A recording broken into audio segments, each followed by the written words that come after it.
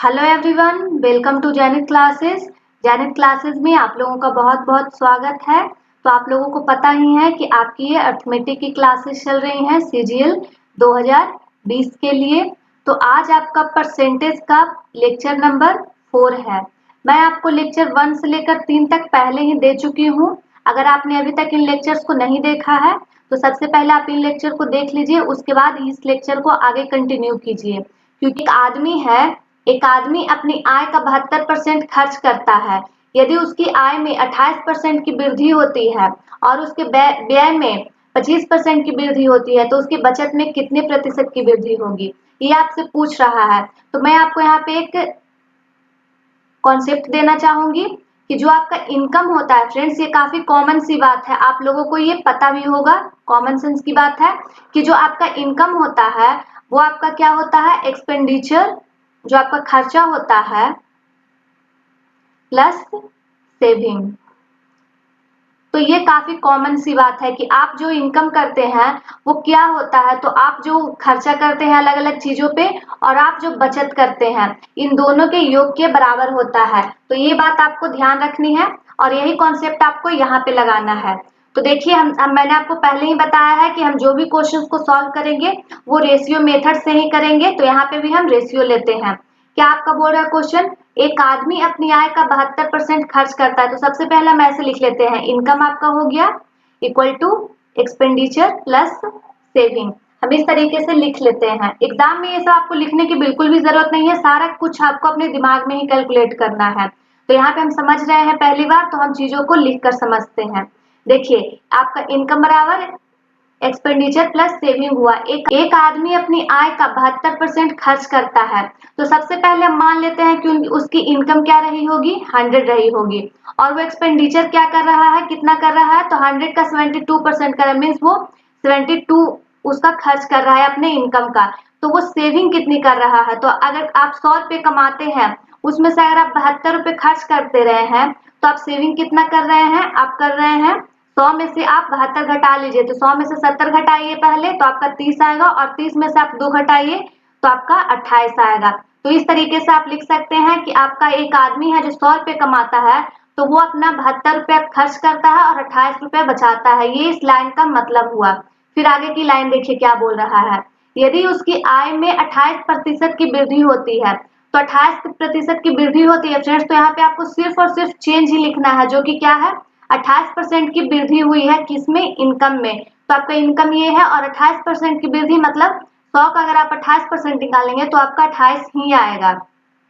फिर देखिए, हमने यहाँ पे चेंज इसलिए लिखा है क्योंकि आपको जो पूछ रहा है क्वेश्चन में वो चेंज ही पूछ रहा है, प्रतिशत वृद्धि पूछ रहा है। तो आपको इसलिए मैंने यहाँ पे चेंज ही लिखा है। तो देखिए उसके बाद क्या बोल रहे हैं आगे के लाइन में, उसके व्यय में 25% की वृद्धि होती है। तो अगर आपका जो ये एक्सपेंडिचर है उसका, उसमें 25% की वृद्धि होती है, तो आपको 72 का, अगर 1/4 होता है 25 की, तो अगर आपका 72 रुपया है आपका एक्सपेंडिचर, तो उसमें वृद्धि हुई है कितनी की, 1 की। तो आपको 72 में 4 से डिवाइड दे दीजिए तो 18, तो 1 यूनिट की वृद्धि हुई है, मतलब 18 की वृद्धि हुई है। तो आपको यहाँ पे 18 लिखना है। तो आपको ये पता चल गया कि अगर उसका इनकम 100 था और वृद्धि 28% की हुई है तो 28 बढ़ी है, और उसके एक्सपेंडिचर में 25% की वृद्धि हुई है तो आपका 18 हुआ है। तो आपको अगर 18, अगर आपके 28 वृद्धि हुई है और 18 आप खर्च कर दे रहे हैं, तो आप बचा कितना रहे हैं, आप 10 रुपए बचा रहे हैं, यानी 10 यूनिट बचा रहे हैं। तो पूछ रहा है कि उसकी बचत में प्रतिशत वृद्धि क्या है। तो वृद्धि पूछ रहा है फ्रेंड्स, तो देखिए वृद्धि इसकी क्या है, आपकी सेविंग से ही तो हुई, आपको इसी लाइन पे फोकस करना है। देखिए सेविंग्स आपसे पूछ रहा है कि सेविंग में वृद्धि क्या है, तो वृद्धि कितनी हुई है, आपकी 10 है। पहले सेविंग कितनी थी, पहले आपकी 28 थी, और उसे ये आपको परसेंटेज में निकालना है। तो आप परसेंटेज में काफी इजीली निकाल सकते हैं। तो आपका क्या आएगा चेंज पर, ये सेविंग में आप यहाँ से सॉल्व कर लीजिए, ये आपका 7 बार में जाएगा और यहाँ से आपका 25 जाएगा। तो अगर आप 250/7 कीजिए तो 7 या 21, आपके 2 ऑप्शन है। देखिए 7 या 21 और 4 बचा, तो 4 40, 7 7 25 35। तो आपका लगभग 35.7% ये आ जाएगा, जो कि आपका ऑप्शन नंबर सी है। तो आपको इस तरीके से क्वेश्चन को सॉल्व करना है। तो आप देख सकते हैं आपको शुरू में थोड़ा सा टाइम लग सकता है, लेकिन आप जैसे जैसे प्रैक्टिस करेंगे आप चीजों को काफी जल्दी सॉल्व कर ले जाएंगे। तो आपको ये ध्यान रखना है। फिर देखिए आगे के क्वेश्चन की तरफ चलते हैं। यहाँ पे दूसरा क्वेश्चन क्या बोल रहा है, देखिए अनु अपनी आय का 90% खर्च करती है। अगर उसका खर्च, जो कि मैंने आपको पहले क्वेश्चन बताया है उसी कॉन्सेप्ट पे आपका ये है। तो देखिए इनकम की बात हो रही है, तो इनकम सबसे पहले हम लिख लेते हैं। इनकम इक्वल टू आपका क्या होता है, एक्सपेंडिचर प्लस सेविंग। मतलब आपकी जो आय होती है वो आपके खर्च प्लस आपकी जो बचत होती है उसके बराबर होती है, योगफल के बराबर होती है। तो क्या बोल रहा है, अनु कोई लड़की है जो कि अपने आय का 90% खर्च कर देती है। तो अगर कोई 90% खर्च कर दे रहा है अपनी आय का, और उसका अगर इनकम 100% है, अगर उसका इनकम 100% है, तो वो बचत कितना कर रहा है, 10% का बचत कर रहा है। ठीक, तो आप यूनिट में लीजिए, आपको ज्यादा इजी पड़ेगा। कोई अगर 100 रुपए कमाता है और वो 90 रुपए खर्च कर दे रहा है, तो वो बचत कितना कर रहा है 10 रुपए कर रहा है। अगर उसका खर्च 25% बढ़ जाता है, आपका ये खर्च है जो कि आपका 25% बढ़ जाता है, मतलब कि आपको कितना बढ़ जाता है, आप 90 को 4 से डिवाइड दीजिए, तो आपका जो खर्च बढ़ा है वो आपका कितना बढ़ा है, 22.5 रुपए। फिर आपको क्या बोल रहा है, उसकी जो बचत है वो 30% बढ़ जाता है। मतलब कि अगर उसका बचत पहले 10 था, 30 की फ्रैक्शन वैल्यू क्या हुई, 3/10। तो अगर उसका पहले बचत 10 था जो कि इसके बराबर ही है, तो बढ़ गया 30%। तो मतलब कि कितना चेंज हुआ है, आपका हुआ है 3। डायरेक्ट यहाँ से आपको लिखना है। तो पूछ रहा है कि उसके वेतन, ये वेतन होगा, तो उसके वेतन में कितने प्रतिशत की वृद्धि हुई है। तो आपको सबसे पहले यहाँ पे क्या हो जाएगा, वेतन में कितने प्रतिशत, आपका वेतन कितना बढ़ा है, 22 से 25.5। तो आपका 100 से कितना हो गया है, 100 से बढ़ गया आपका 25.5। तो अगर आप 100 में निकालते हैं तो आप डायरेक्ट जो आपका यूनिट वैल्यू आता है वो वही आपका परसेंटेज होता है।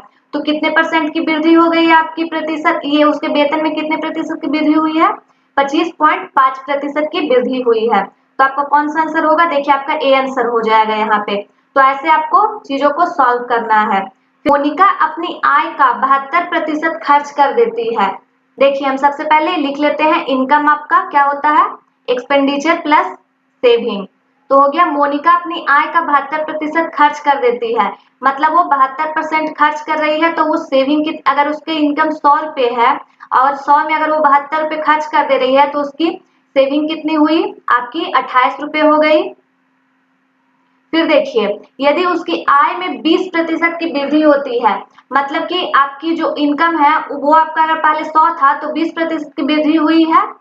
तो हम यहाँ पे चेंज लिख रहे हैं फ्रेंड्स, टोटल वैल्यू नहीं लिख रहे हैं। अगर हम टोटल वैल्यू लिखेंगे तो वो आपका 120 हो जाएगा। तो यहाँ पे हमसे चेंज पूछ रहा है, तो हम डायरेक्ट चेंज में ही बात करते हैं। यहाँ पे ऐसे आपको करने में आपको कैलकुलेशन कम होगा, तो इसलिए हम चेंज लिख रहे हैं। तो देखिए यदि उसकी आय में 20% की वृद्धि होती है, तो 20% की वृद्धि 100 में अगर लेंगे तो 20 की वृद्धि होगी। फिर और उसकी बचत में 15% की वृद्धि हो जाती है। तो 15 की फ्रैक्शन वैल्यू कितनी होती है, 3/20 होती है। तो उसकी बचत की बात हो रही है। तो बचत की बात हो रही है, तो बचत में जो बचत है 20 यूनिट की वैल्यू आपको 28 दिया है, तो आपको सिंपली 3 की वैल्यू निकालनी है। तो ये हो जाएगा इतना, तो आप यहाँ से निकाल सकते हैं 10, तो आपका 4.2 आएगा यहाँ से। तो उसकी बचत में अगर 15% की वृद्धि होती है, मतलब कि अगर उसकी बचत पहले 28 थी तो उसकी वृद्धि हुई है 4.2 से, तो उसके खर्च में कितने प्रतिशत की वृद्धि होगी। तो यहाँ से आप ये निकाल सकते हैं कि अगर उसकी इनकम 20 बढ़ी है और उसका सेविंग है जो 4 बढ़ गया है, तो अगर आपको 20 के इक्वल करना है तो आपका क्या हो जाएगा, आप सिंपली 20 में से आप 4.2 घटा दीजिए, तो क्या आएगा आपका 8 आएगा, 0.8। उसके बाद आप यहाँ से 9 में से 4 घटाएंगे तो आपका 5 आएगा, फिर आपका 1 आएगा। तो आपका ये जो इनका ये एक्सपेंडिचर में जो आपका वृद्धि हुआ है वो कितना हुआ है, 15.8 हुआ है। तो लेकिन आपसे प्रतिशत में पूछ रहा है, तो प्रतिशत आपका इनिशियल हमेशा प्रतिशत हो में आप नीचे लेंगे, तो आपका क्या हो जाएगा, ये 15.5/72 इंटू 100। तो आप इसे सॉल्व करेंगे तो आपकी उसके खर्च में कितने प्रतिशत की वृद्धि आई है ये आपका आ जाएगा। तो आप यहाँ से सॉल्व कर लीजिए, ये आपका 21.9 के बराबर आएगा। आप इसे सॉल्व कर लीजिए, मैंने आपका ये आंसर सी हो जाएगा। और ये क्वेश्चन आपका मेंस 2018 का क्वेश्चन है, जो कि रिसेंट एग्जाम जो अभी आपका हुआ है सितंबर में, उसमें पूछा गया है। तो ये आपको ध्यान रखना है कि देखिए ऐसे ऐसे ही क्वेश्चंस एग्जाम में पूछे जा रहे हैं। फिर देखिए आपका अगला क्वेश्चन क्या है। देखिए फ्रेंड्स, यहाँ से आपका टाइप चेंज हो रहा है। ताजे फलों में ये 68% पानी है और सूखे मेवों में 20% पानी होता है। 100 किलोग्राम ताजे फलों से कितने सूखे फल प्राप्त किए जा सकते हैं। तो यहाँ पे आपको एक आपका ये कॉन्सेप्ट लगेगा फ्रेंड्स कि अगर आप कोई जैसे कि आप अंगूर लेते हैं, तो अगर आप बाजार से एकदम ताजे फ्रेश अंगूर लेकर आते हैं तो वो आपका उसमें पानी की मात्रा ज्यादा होती है। लेकिन आप जैसे ही उसे 1 दिन 2 दिन 3 दिन या फिर 1 सप्ताह के लिए छोड़ देते हैं तो धीरे धीरे वो सूखना शुरू हो जाता है। तो सूखने के बाद उसमें से क्या जो वाष्प बनकर उड़ता है वो उसका पानी उड़ता है, उसमें पानी की कमी होती है। तो आपका जो दोनों केस में जो आपका कांस्टेंट रहता है वो आपका क्या कांस्टेंट रहता है, उसमें जो आपका पल्प होता है फ्रेंड्स वो कांस्टेंट होता है। जो अंगूर के अंदर गूदा होता है वो आपका कांस्टेंट होता है, क्योंकि जो चेंज होता है वो तो वाष्प बनकर पानी उड़ता है। तो यहाँ पे आपको इसी कॉन्सेप्ट का यूज करना है कि यहाँ पे आपको पल्प को कांस्टेंट रखना है। मतलब कि अगर आप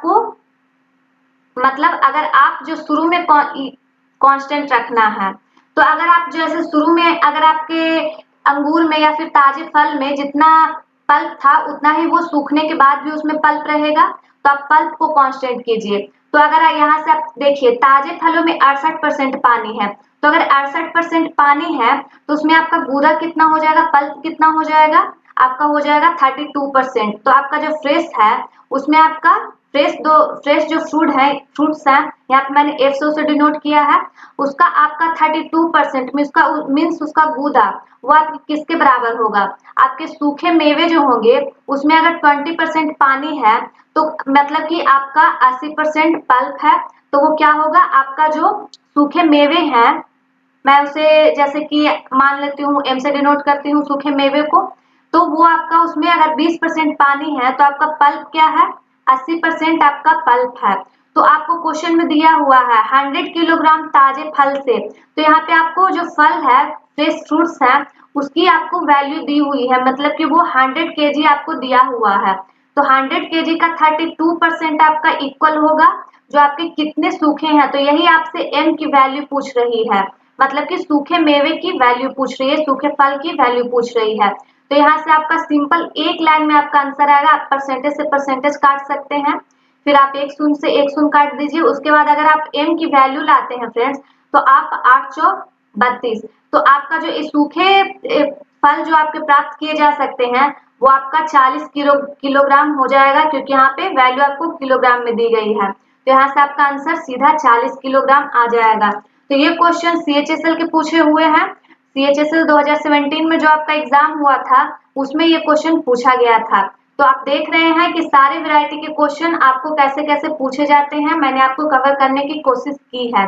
फिर देखिए आगे का क्वेश्चन क्या बोल रहा है। यहाँ से आपके फिर से एक वैरायटी चेंज हुई है। आपको अब जनसंख्या से रिलेटेड या फिर पॉपुलेशन से रिलेटेड आपको क्वेश्चन पूछे जा रहे हैं। देखिए, एक गांव की जनसंख्या जो कि शुरू में थी, एक गांव की जनसंख्या वो थी कितनी, 9800 थी। फिर एक साल बाद, एक साल में आप बात कीजिए, एक साल में पुरुषों की आबादी में 8% की वृद्धि हुई और महिलाओं की संख्या में 5% की वृद्धि हुई। गांव की जनसंख्या 10,458 हो गई। इससे पहले गांव में पुरुषों की जनसंख्या क्या थी। तो आपसे पूछ क्या रहा है कि इनिशियली जो आपका शुरुआत में आपकी मेल के पॉपुलेशन क्या था, मेल का पॉपुलेशन क्या था, ये आपसे पूछा जा रहा है। तो आपको क्या करना है, आपको इसमें डेविएशन मेथड लगाना है। डेविएशन मेथड क्या होता है मैं आपको यहाँ पे क्लियर करती हूँ। इससे आपका जो क्वेश्चन है फ्रेंड वो काफी ज्यादा आसान हो जाता है। मैं आपको क्वेश्चन के थ्रू ही समझाती हूँ। जैसे देखिए आपका क्या है, एक गांव की जनसंख्या 9800 थी और पुरुषों की आबादी में आपका, अगर यहाँ पे आप मेल लिख लीजिए और यहाँ पे आप फीमेल लिख लीजिए, तो ये आपका जो क्या है, पुरुषों की आबादी में 8% की वृद्धि हुई है, मतलब कि पुरुषों की आबादी में 8% की वृद्धि हुई है और महिलाओं की आबादी में 5% की वृद्धि हुई है। तो लेकिन आपको वृद्धि कितनी हुई है, 9800 आपकी पहले थी और बाद में आपका कितना हो गया है, 10,458, और पहले कितनी थी आपकी 9800 आबादी थी। तो आपकी वृद्धि कितनी हुई है, 14 में 60 गया 6, तो आपकी जो जनसंख्या में वृद्धि हुई है वो आपकी 658 हुई है। लेकिन यहाँ पे जो आपको परसेंटेज में वृद्धि हुई है वो आपको कैलकुलेट करके इक्वल कर देना है टोटल पॉपुलेशन में इक्वल कर देना है, तो यहाँ से आपका आ जाएगा। तो आप देखिए, अगर आप इसे मेल को आप क्या लिख सकते हैं, यही आपका डेविएशन मेथड है। देखिए आप मेल को क्या लिख सकते हैं, 5% प्लस 3%, आप ये तो लिख ही सकते हैं। फिर आप फीमेल में आपकी क्या हुई है, 5% की वृद्धि हुई है। तो आप यहाँ पे देख सकते हैं कि यहाँ पे जो है आपका 5% वो दोनों में कॉमन है। मतलब कि अगर आपकी जनसंख्या ये गांव की 9800 थी, तो उसका 5% तो इंक्रीज हुआ ही है। 5% मतलब कि इंक्रीज हुआ ही है टोटल पॉपुलेशन का, जिसमें आपका मेल भी था और फीमेल भी थी। तो आप टोटल 9800 का 5% अगर निकालेंगे तो आपका क्या आ जाएगा, गुना 5 करेंगे तो आपका 490 आ जाएगा। लेकिन आपको जनसंख्या कितनी वृद्धि हुई है, आपका 658 हुआ है। तो यहाँ से आप क्या कर सकते हैं, आप निकाल सकते हैं 15 में से 6 गया, 15 में से 9 गया, 6 आपका आया और आपका 5 में से 4 गया 1। तो ये आपका देखिए फ्रेंड्स, आपका टोटल जो है 5% की तो ओवरऑल वृद्धि हुई है, लेकिन आपका 168 आपका एक्स्ट्रा आ रहा है। वो 168 किस लिए एक्स्ट्रा आ रहा है, क्योंकि यहाँ पे जो मेल में वृद्धि हुई है प्रतिशत, वो 8% की हुई है। मतलब वो 3% जो एक्स्ट्रा आ रहा है, वही आपका क्या है, मेल की जनसंख्या है। जैसे कि आपका 3% जो हुआ वो क्या है, 3% आपका जो मेल की जनसंख्या है वो आपका 168% के बराबर हो जाएगा। ये आपका प्रतिशत में आ जाएगा जनसंख्या के बराबर। तो अगर आपका 3% 168 के बराबर है, तो आपसे मेल की जनसंख्या पूछी है, मतलब कि आपसे 100% की वैल्यू पूछी है।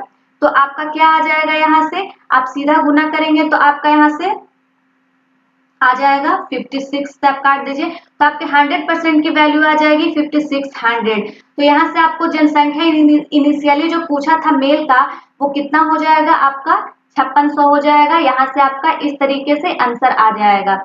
देखिए आपका प्री 2018 में ये क्वेश्चन पूछा गया है सीजीएल में, तो ये आपको ध्यान रखना है। यहाँ से देखिए फ्रेंड्स, थोड़े से और वैरायटी के क्वेश्चन, यहाँ से कुछ और पैटर्न चेंज हुआ है।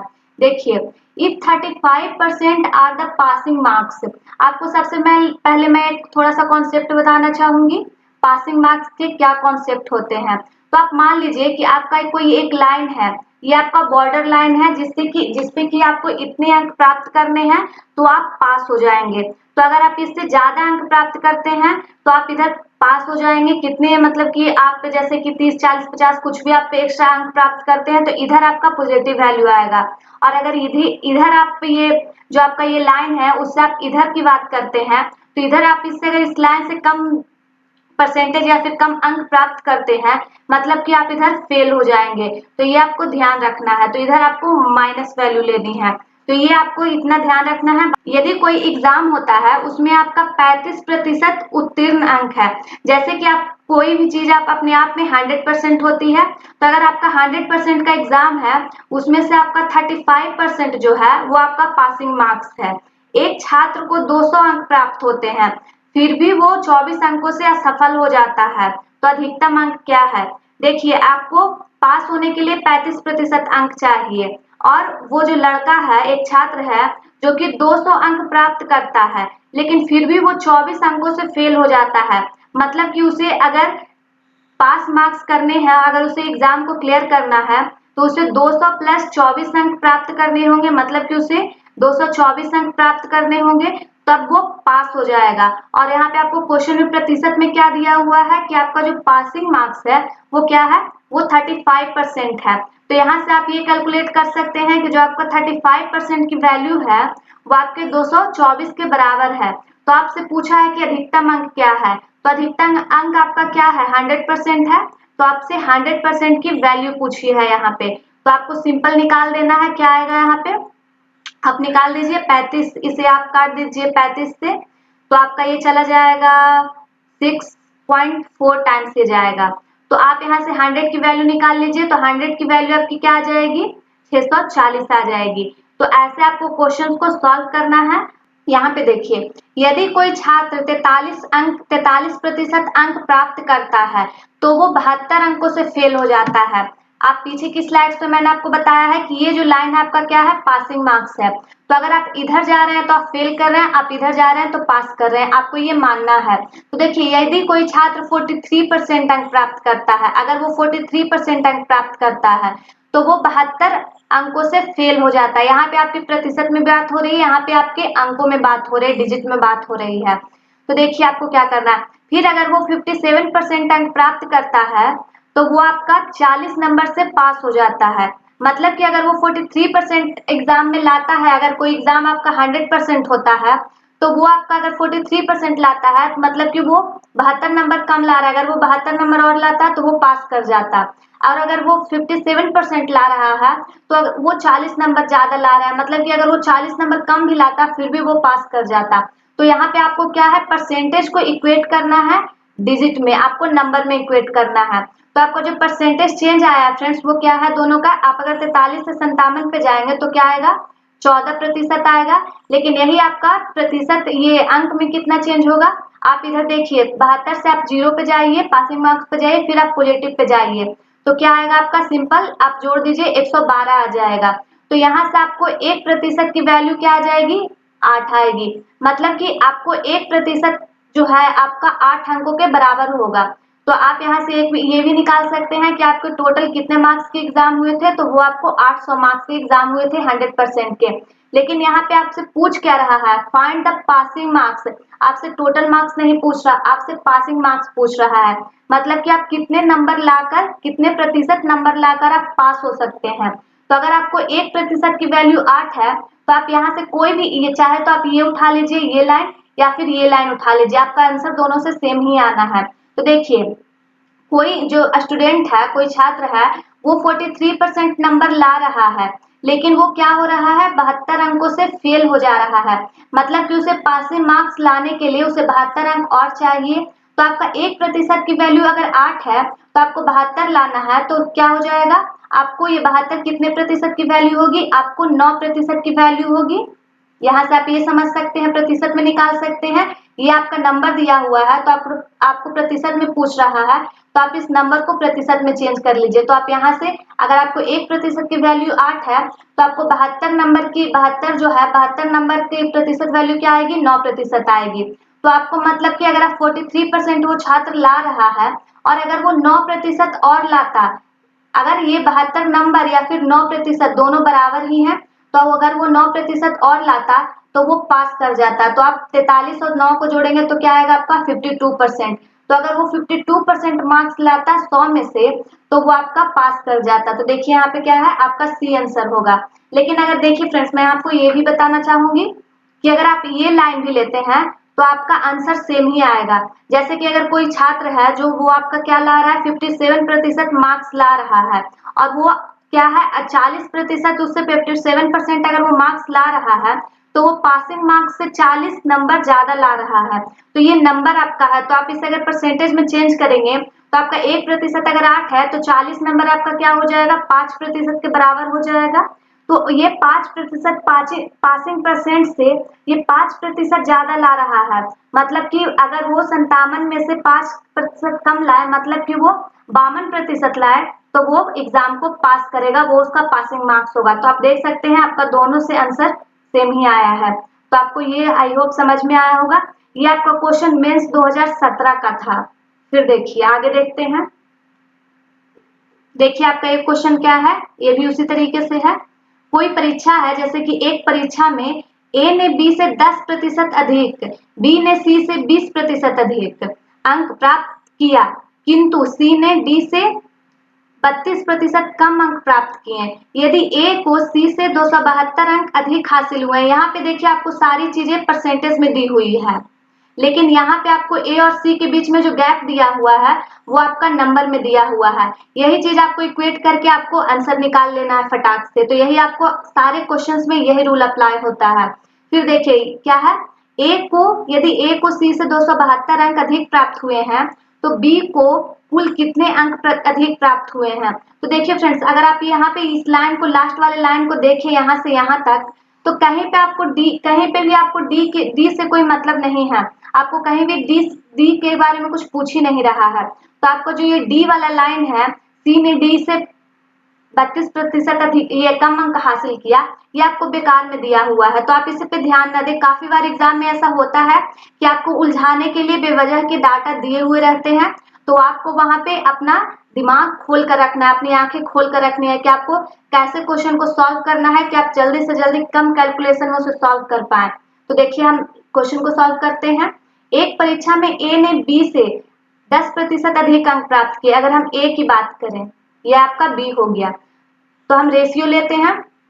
तो अगर क्या बोल रहा है, ए ने बी से 10% अधिक अंक हासिल किए हैं।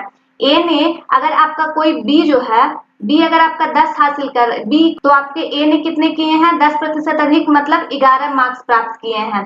फिर आपका क्या है, यदि बी ने सी से 20% अधिक अंक हासिल किए हैं, बी 20% की आपकी फ्रैक्शन वैल्यू क्या होगी, 1/5 होगी।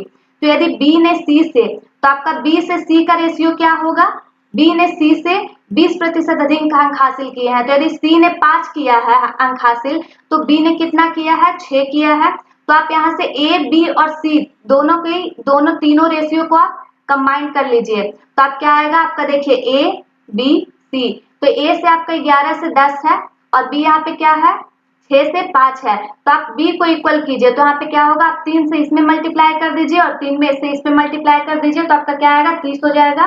तो आपकी जो ए, बी और सी का जो रेशियो आएगा वो आपका क्या आएगा, आप इसमें 3 से मल्टीप्लाई कर रहे हैं तो आपका क्या आएगा, 33 रेशियो आपका 30 आएगा। फिर आपका क्या आएगा, आप इसमें 3 से मल्टीप्लाई कर रहे हैं तो ये आपका क्या आ जाएगा, 15 आ जाएगा। नहीं सॉरी, यहाँ पे आप 30 कर रहे हैं तो यहाँ पे आपको 5 से मल्टीप्लाई करनी होगी, तो यहाँ पे आपका क्या आ जाएगा, 25 आ जाएगा। तभी तो ये 10 33 और 6 35 होगा। तो देखिए ये आपका ए, बी, सी और सी का रेशियो आ गया। फिर आपको क्वेश्चन में क्या हो रहा है, यदि ए को सी से 272 अंक अधिक प्राप्त हुए, तो आपका क्या बोल रहा है, ए से सी को, तो आपको यहाँ पे अंक में दिया हुआ है जो कि कितना है, 272, और यूनिट में आपका कितना चेंज हो रहा है, ए को कितना अधिक प्राप्त हुआ है, सी से 8 यूनिट अधिक प्राप्त हुआ है। तो यहाँ पे आपको 8 यूनिट की वैल्यू दी हुई है। फिर आपसे क्या पूछ रहा है, तो बी को कुल कितने अंक प्राप्त हुए हैं, तो बी मतलब कि आपको 30 यूनिट की वैल्यू आपसे यहाँ पे पूछी जा रही है। तो आपको यहाँ से सिंपल ये निकाल लेना है। तो अगर आप इसे सॉल्व करेंगे तो 8 तिया 24 और 4 8 32, आपका ये 34 आ जाएगा एक यूनिट की वैल्यू। तो आपसे 30 यूनिट की वैल्यू पूछी है, तो क्या आ जाएगा आपका, 34 इंटू 30 आ जाएगा। तो आपका क्या आ जाएगा यहाँ से 10, ये आपका 1020 आ जाएगा। तो आपका क्या आएगा आंसर यहाँ से, 1020। ये भी क्वेश्चन आपका मेंस 2018 का ही पूछा हुआ है। फिर देखिए एक क्वेश्चन मैंने ये देखिए फ्रेंड्स, आपका थोड़ा सा कैलकुलेटिव डाटा दिया हुआ है।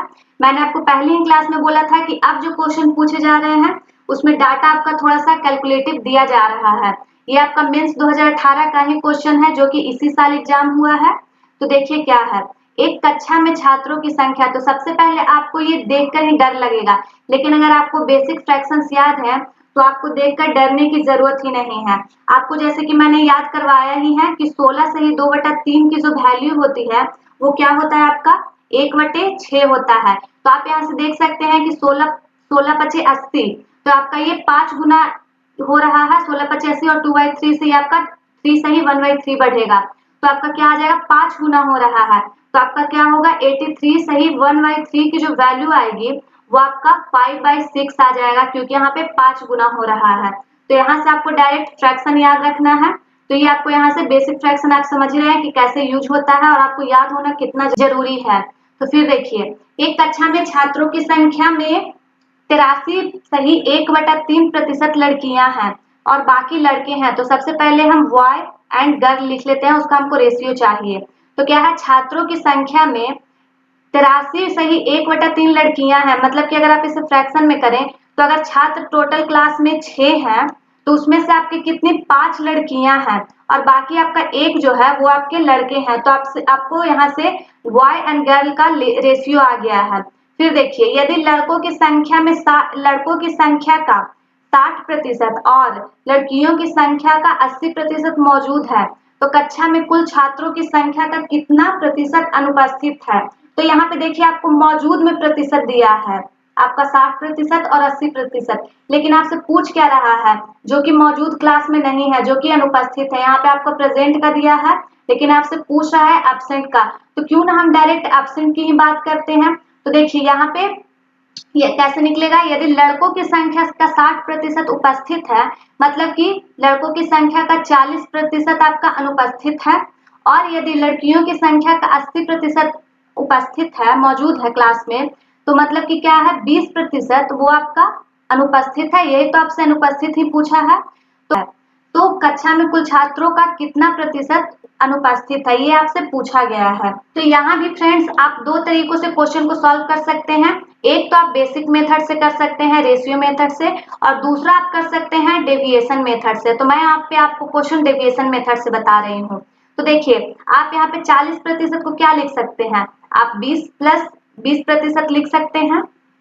तो देखिए 20% तो आपका बढ़ना ही बढ़ना है, ये 20% तो आपका अनुपस्थित रहेगा ही रहेगा। तो आपको 20% तो आपका अनुपस्थित रहेगा ही, और उसमें आपको क्या ऐड करना है, आपको टोटल निकालना है, लड़कों और लड़कियों को सम्मिलित करके निकालना है। तो आपका जो ये 20% लड़कों का बच गया है, वो आपका क्या है, 1 यूनिट से है। तो आपका ये जो 20% है वो आपको 1 यूनिट के यहाँ पे लड़कों के बराबर है, लेकिन आपको उसे बांटना है लड़का और लड़की दोनों में। तो आपका लड़का और लड़की दोनों का यूनिट कितना है, 5 लड़की है और 1 लड़का है, मतलब आपका 6 यूनिट है। तो आपका यहाँ पे जो चेंज आएगा वो क्या आएगा, 10 3। तो आप यहाँ से जो आपका जो बच्चे अनुपस्थित हैं, छात्र क्लास में अनुपस्थित है, वो आपका क्या आ जाएगा, 1/3 आएगा। तो मतलब कि आपका आंसर क्या आएगा, 23 सही, 1/3 आपका यहाँ से डायरेक्ट डेविएशन के थ्रू निकलेगा, जो कि आपका क्या है, 23 बी आंसर है। बी ऑप्शन आपका सही आंसर है। अगर आप इसे बेसिक से निकालना चाहें तो वो भी आप निकाल सकते हैं। जैसे कि देखिए आपका बॉय एंड गर्ल का आपका यहाँ पे रेशियो आया है, क्या आया है, 1 से 5 आया है। तो अगर आप 1 से 5 लेंगे तो आपको क्वेश्चन सॉल्व करने में थोड़ा सा डिफिकल्ट होगा। तो आप क्या कीजिए कि आप दोनों तरफ 100 से गुना कर दीजिए। ये सारे फ्रेंड्स आपके कैलकुलेशन ट्रिक्स हैं कि आप कैसे क्वेश्चन को देखते हैं और उसे अप्रोच करते हैं कि आप कम से कम कैलकुलेशन और कम से कम टाइम में क्वेश्चन को सॉल्व कर लें। तो देखिए हमने इसे दोनों तरफ 100 से गुना कर दिया है, तो ताकि हमें क्वेश्चन थोड़ा सा आसान हो। तो फिर आपका क्या बोल रहा है कि 40% जो है आपके यहाँ पे लड़के जो हैं अनुपस्थित हैं, और 20% आपकी लड़कियां अनुपस्थित है। तो अगर आपके क्लास में 500 लड़कियां हैं, उसमें से अगर 20% अनुपस्थित है, तो 500 का 20% क्या आएगा, आपका 100 आ जाएगा। और उसी तरीके से अगर आपके क्लास में 100 लड़के हैं और 40% अनुपस्थित हैं, तो क्या आ जाएगा, आपका 40 आ जाएगा डायरेक्ट। तो मतलब कि क्लास में आपके कितने बच्चे, कितने छात्र अनुपस्थित हैं, तो आपके 100 लड़कियां हैं और 40 लड़के हैं, मतलब कि आपके टोटल 140 अनुपस्थित हैं। तो आपसे यहाँ पे संख्या नहीं पूछा है, आपसे प्रतिशत पूछा है, कितने प्रतिशत अनुपस्थित हैं।